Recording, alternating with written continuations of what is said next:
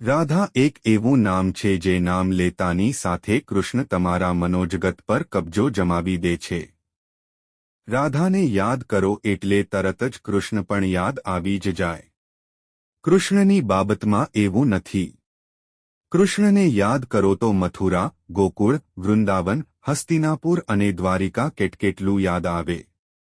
રાધાને યાદ કરો એટલે કેવળ કૃષ્ણ જ યાદ આવે છે. છે ને રાધિકાના પ્રેમની અનોખી વાત.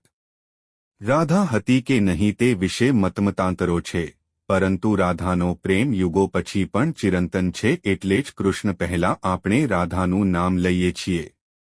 રાધા કૃષ્ણને તમે જુઓ. રાધાને છોડ્યા પછી એને વાંસળી પણ છોડી દીધી છે. એના હાથમાં વાંસળીના બદલે સુદર્શન ચક્ર આવી ગયું છે. એના જીવનની મધુરતા ચાલી ગઈ છે. એ સતત પળોજણમાં વ્યસ્ત થઈ ગયો છે. ચંચળતા અને સહજતા ચાલી ગઈ છે.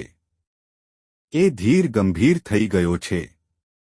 એની સાલસ અને સરળ છબી ધીરે ધીરે ભૂંસાતી જાય છે.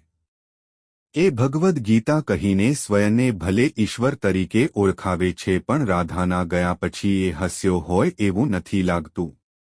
એણે રાધા સિવાય કોઈને પ્રેમ કર્યો નથી. હા, એની ફરજ નિભાવી છે. એ રૂકમણી અને સત્યભામા જેવી રાણીઓનો રાજા થયો છે, પણ પ્રેમી નથી બની શક્યો. રાધાને છોડ્યા પછી એ વૃંદાવન ગયો નથી. જાય તો જાય શી રીતે? રાધા વગર એ વૃંદાવનમાં કરે શું? એનાથી રાધાનો વિરહ કેવી રીતે સહન થાય?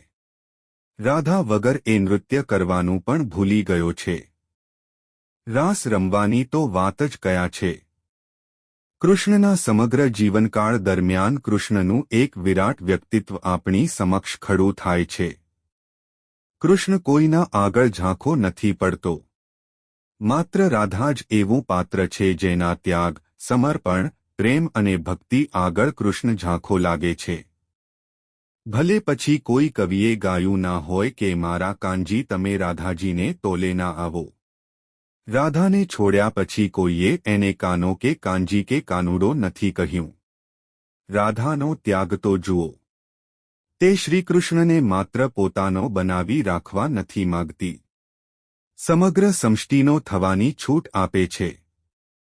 પણ પોતે કૃષ્ણ સિવાય કોઈની થતી નથી. કૃષ્ણ સાથે તમે બીજાના નામ જોડી શકશો.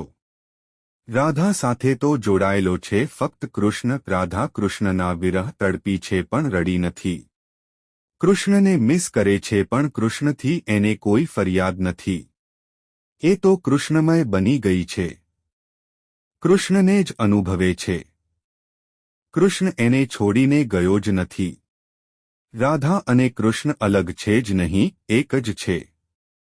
જ્યાં કૃષ્ણ છે ત્યાં રાધા છે અને જ્યાં રાધા છે ત્યાં કૃષ્ણ છે.